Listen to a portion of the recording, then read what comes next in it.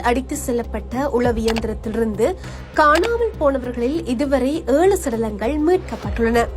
அம்பாறை மாவட்டம் காரதீவு போலீஸ் பிரிவுக்குட்பட்ட மாவடிப்பள்ளி சின்னப்பாலம் அருகே உளவு இயந்திரத்தின் ஊடாக சம்மாந்துறை பிரதேசத்திற்கு விடுமுறைக்கு வீடு திரும்பிக் கொண்டிருந்த மதரசா மாணவர்கள் உள்ளிட்ட பலர் வெள்ளத்தில் சிக்கி கடந்த செவ்வாய்க்கிழமை மாலை காணாமல் போயினர்.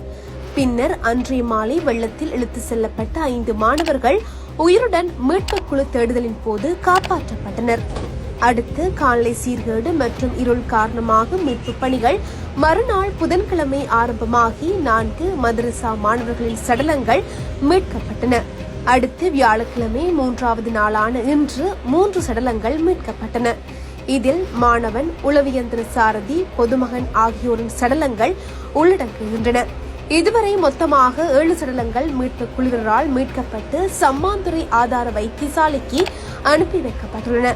கடந்த செவ்வாய்க்கிழமை அன்று நிந்தவூரிலிருந்து சம்மாந்துறை நோக்கி சென்ற 12 பேரை ஏற்றிச் சென்ற உளவு இயந்திரமே விபத்திற்குள்ளானது. இதன்போது நிந்தவூர் காஷிபுல் உலூம் அரபு கல்லூரியிலிருந்து சம்மாந்துறைக்கு விடுமுறையில் சென்ற மாணவர்கள் சம்பவத்தில் பாதிக்கப்பட்டிருந்தமை குறிப்பிடத்தக்கது.